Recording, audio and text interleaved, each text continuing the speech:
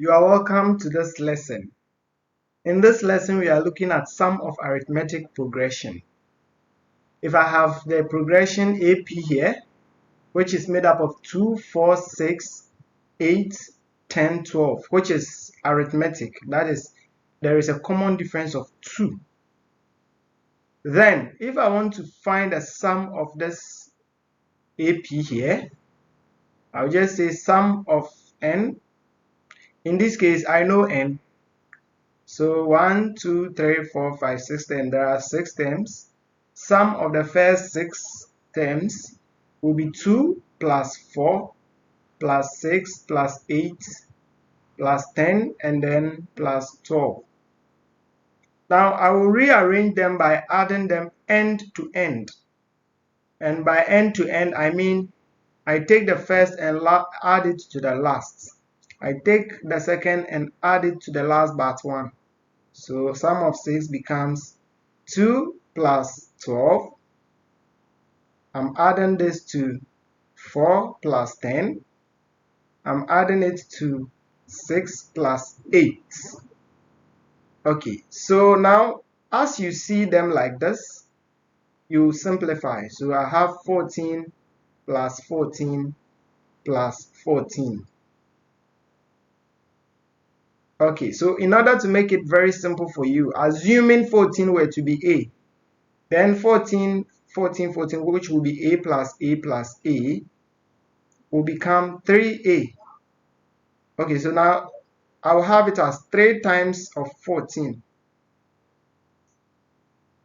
Sum of 6 is now giving me 3 times the sum of the first and the last, the second and the last but 1, the third and the last but 2. Okay, so the number of, there is a relationship between the number here, that is the 6, the 6 here, and the 3 here. You see that the 14 is a double, so a pair up. It means that it has simplified the total number of terms to half of it. And so the 3, as we see, is just half of the 6. So here we can write it as 6 out of 2. Okay, so when you take the first term and the last term and you put them together, you multiply by half of the total number of terms. So let me rewrite it as using variables. S of n is the total number of terms, which is n divided by 2, and then you add the first and the last terms. I hope this is easier than you thought. And so we know the last term to be equal to a plus n minus 1d, right? And so if I'm adding the whole of this to a, then we have S of n, which is equal to n over 2, bracket open, a plus n minus 1d. And that simplifies to n over 2, 2a plus n minus 1d. And that is how the sum of arithmetic progression is obtained.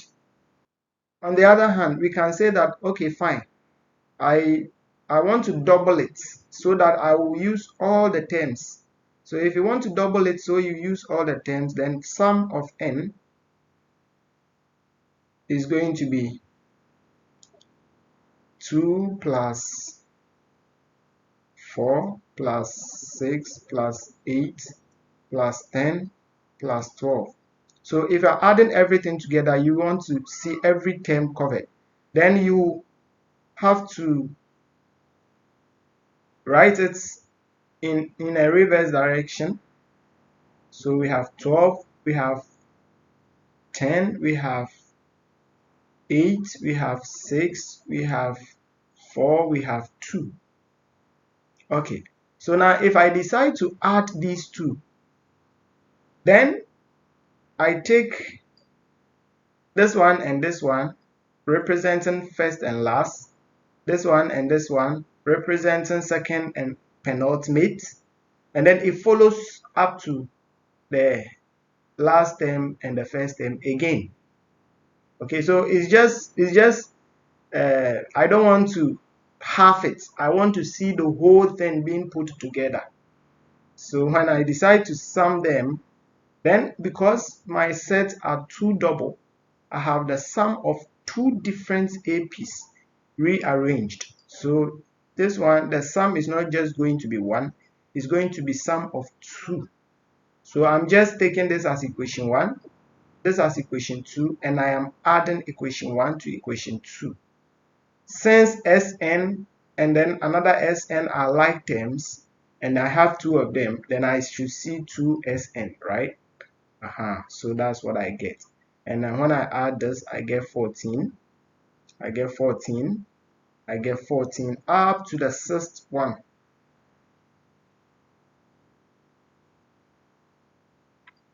So 1, 2, 3, 4, 5, 6. So this is what I get. And so if I have 14 6 times, then it's just a matter of writing, or if I take 14 to be equal to A, and I have 14 of them, when I add, I'll get 14A. If I have 6 of them, 6 of the A, then when I add them together, I'm going to get 6A. So the 14, 14, 14, 6 times will become 2Sn is equal to 6 times 14, right? And the 6 here represents the total number of terms, which in this case I have written as n. So if I don't know the number of terms to be 6, but I can represent with n, then it's going to be n times 14. I hope this is understandable. So I also know 14 where it comes from. I just pick the first one, which is the last and the first term. So the first and the last term, I want to, instead of 14, write it as first and last term. So 2Sn gives me n into brackets, the first term plus the last term. I write it like that and it is understandable, isn't it? Okay. 2Sn is equal to n into brackets A, and we know what L means. L is the last term, which is A plus n minus 1d, the nth term. So A plus A plus A plus n minus 1d all put together. And this is what we get. So if I simplify, I will divide through by 2. That gives me Sn is equal to n over 2. Multiplying A plus A will be 2A, and then n minus 1d.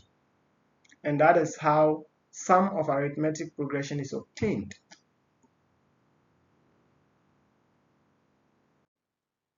So from the foregoing, we have gotten a fair idea of how the sum of arithmetic progression comes about.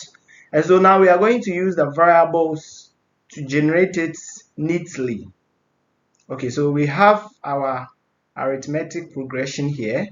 First term A, second term A plus D, third term is the second term plus D, and then it goes on until we get A plus n minus 1D. Clear? Then for the summation, I have the first one, sum of the AP. So this one should have been enough, but for us to get it clearer so that every term will be considered, we also write it in a reverse direction.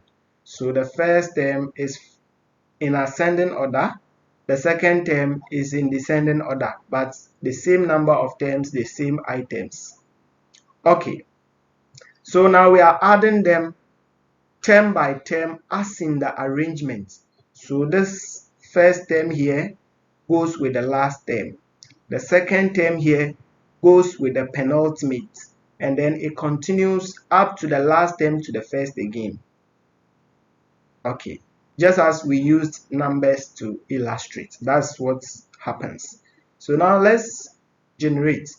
We have Sn plus Sn. Remember, we are doubling the whole thing. So we get 2Sn,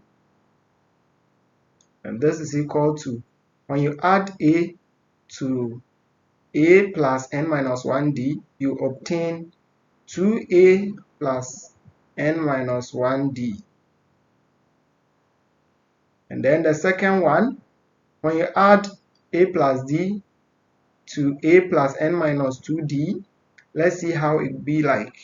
So we have a plus d, we are adding it to a plus n minus 2. So let's just open the bracket. D times n will be nd or dn, and then negative 2 times d will be minus 2d. So let's add them. A plus a here gives us 2a. D minus 2d will give us minus d. So let me bring the dn first. Dn minus d. Okay, so now I have common variables, so I'll factorize that out.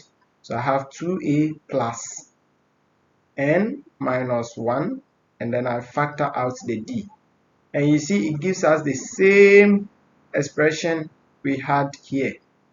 Okay, so we have it as 2a plus n minus 1 d, and this trend is going to continue up to the last term, which we do not know the total number of terms. So it will continue like that up to the last term. And if we have 5 terms, then we can just take one of them, and then we say we will get 5 of them. If we have 10 terms, we will take one, and then we will have 10 of them. If you don't know, then we will take one and say we have n of them. So here we will have it as 2Sn is equal to n times 2a plus n minus 1d. That's as simple as that. And so when I divide through by 2 and here by 2, I'll get sum of the AP is going to be n over 2 multiplying 2a plus n minus 1d. And this is the sum of arithmetic progression demystified. Okay, I hope this helps.